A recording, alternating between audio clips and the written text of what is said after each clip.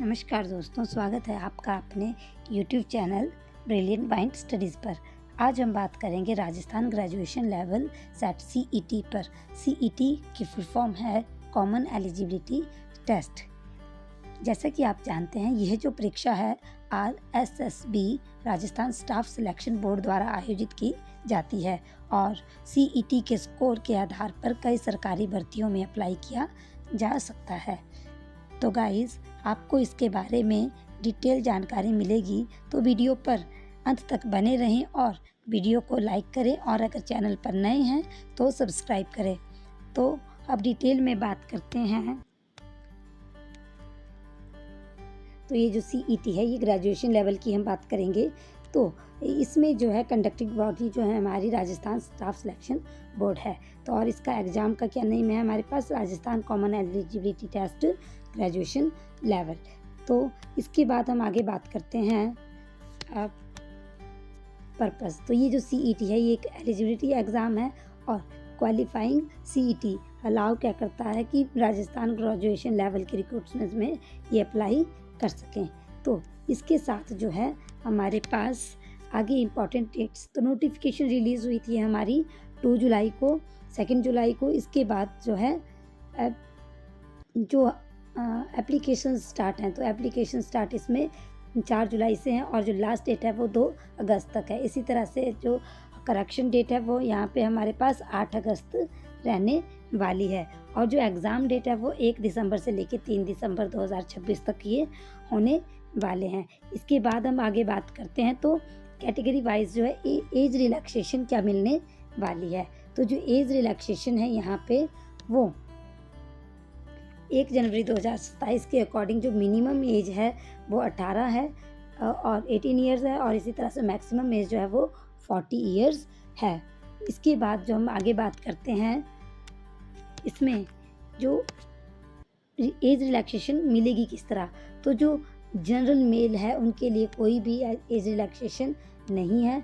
इसी तरह जो जनरल फीमेल है उनके लिए 5 ईयर की, SC ST OBC MBC EWS के जो मेल हैं राजस्थान डोमिसाइल वाले, उनके लिए 5 ईयर्स की एज रिलैक्सेशन है। इसी तरह से जो SC ST OBC MBC EWS female हैं जो राजस्थान डोमिसाइल के हैं, उनके 10 ईयर्स की रिलैक्सेशन मिलेगी। इसी तरह से जो एक्स सर्विस मैन है उनको 15 ईयर्स की रिलैक्सेशन मिलेगी और जो पर्सन विद डिसेबिलिटीज़ हैं उनको 5 ईयर्स की मिलेगी और जो विडो डिवोर्स वुमेन हैं उनके लिए कोई भी अपर एज लिमिट नहीं है। ओके, इसके बाद हम आगे बात करते हैं एप्लीकेशन मोड क्या रहने वाला है। तो इसमें जो एप्लीकेशन मोड है हमारे पास वो SSO पोर्टल से ऑनलाइन फॉर्म फिल होगा और जो एग्ज़ाम है वो ऑफलाइन होगा, OMR शीट बेस्ड होगा। तो जो एग्ज़ाम पैटर्न है उसमें टोटल कितने क्वेश्चंस होंगे, तो टोटल क्वेश्चंस उसमें 150 होंगे और जो टोटल मार्क्स हैं उसमें हमारे पास 300 मार्क्स होंगे। 150 क्वेश्चंस है और 300 मार्क्स हैं। तो इसी जो ड्यूरेशन है इसका टाइम पीरियड कितना रहने वाला है, 3 आवर्स।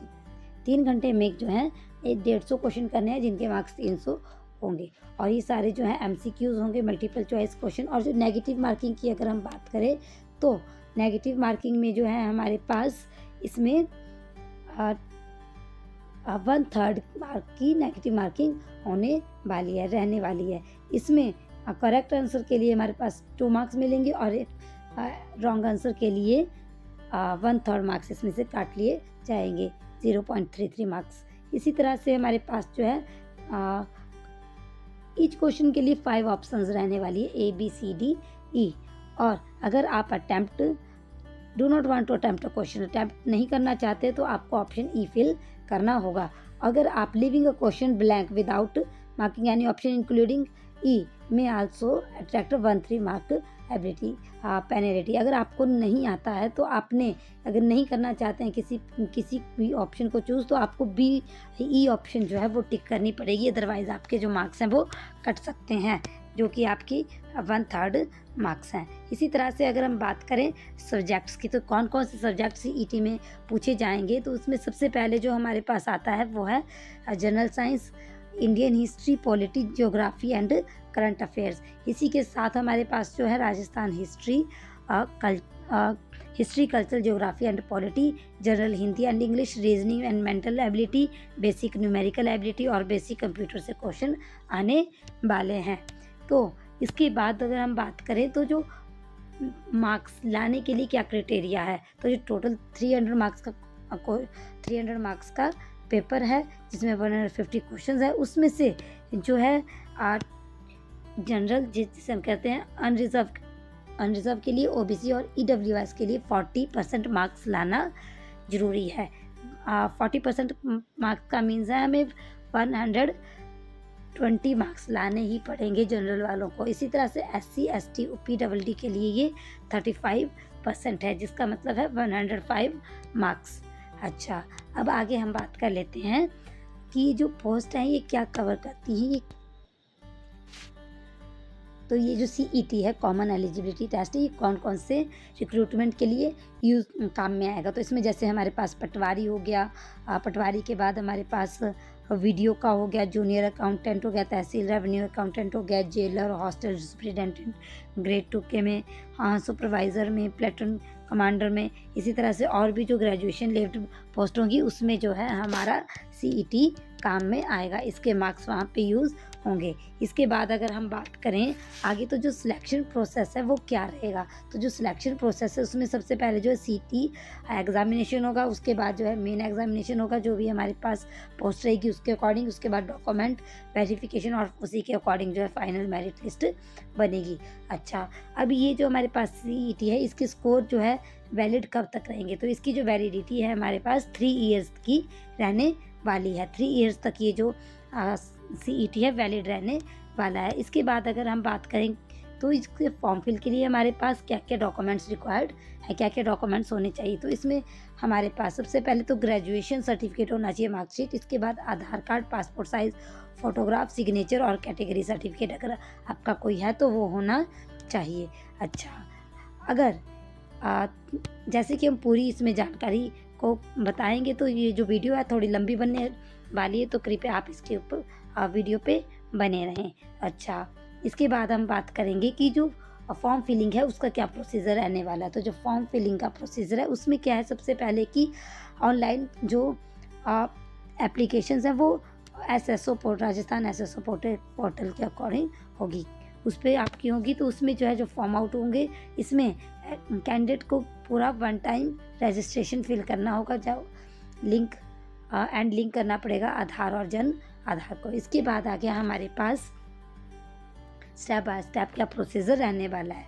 तो राजस्थान SSO पोर्टल पर हमें जो है सबसे पहले क्या बनानी है, SSO ID बनानी है। अगर हमारे पास है तो हम उसी को लॉगिन करेंगे, अगर नहीं है तो हमें वो क्रिएट करनी पड़ेगी। इसी तरह से हमें OTR 1 टाइम रजिस्ट्रेशन को कंप्लीट करना पड़ेगा और अपनी KYC कंप्लीट करनी पड़ेगी। इसके बाद आगे हमारे पास एप्लीकेशन हमें सिलेक्ट करनी है, जिसके लिए हमें लॉगिन करके रिक्रूटमेंट पोर्टल पर जाना है।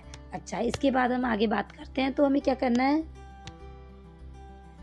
हम इसी CET का लेवल फिल करना है। जैसे कि आपको पता है कि सीनियर सेकेंडरी लेवल का भी निकला हुआ है CET, इसी तरह से ग्रेजुएशन का लेवल का। अगर हम ग्रेजुएशन लेवल का भर रहे हैं तो हमें ग्रेजुएशन लेवल ही क्लिक करना है। इसी तरह से हमें डिटेल्स को वेरीफाई करना है। इसमें जो भी your information will automatically populate from your OTR and eKYC। इसी तरह से हमारी जो पर्सनल डिटेल और कॉन्टैक्ट डिटेल है वो सारे वेरीफाई होंगे। इसी तरह से हमें लास्ट में जो है डॉक्यूमेंट अपलोड करने होंगे, जिसमें जैसे recent passport size photograph, signature etcetera जो भी रिक्वायर्ड सर्टिफिकेट्स होंगे। अच्छा, तो इसके बाद हम बात करते हैं कि जो एप्लीकेशन फ़ी है वो कितने रहने वाली है। तो जो एप्लीकेशन फ़ी है वो जो जनरल और क्रीमी लेयर OBC के लिए जो वो 600 रहने वाली है। और जो बाकी की हमारे पास कैटेगरीज हैं जैसे कि reserve category, EWS and PWD, उनके लिए जो है वो फी 400 रहने वाली है।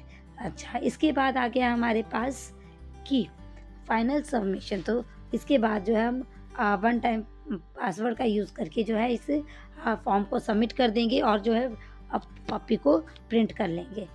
अच्छा, इसके बाद ये तो हमारी एप्लीकेशन पूरी तरह फिल हो गई। अगर आगे हम बात करें कि इसमें जो है एग्ज़ाम की स्कीम क्या है, पेपर कैसे होने वाला है, इसमें क्या क्या सब्जेक्ट्स आने वाले हैं, क्या क्या एक बार तो हमने ये देख लिया था पीछे कि क्या क्या सब्जेक्ट आने वाले। ये अब हमारे पास ऑफिशियल नोटिफिकेशन की डिटेल है। इसमें जो है हमारे पास इसमें ये जो है 300 अंक का है, जिसमें 150 हमारे पास प्रश्न और समय जो है 3 घंटे का रहने वाला है। प्रश्नों की संख्या 150 है और अंक जो है 300 है।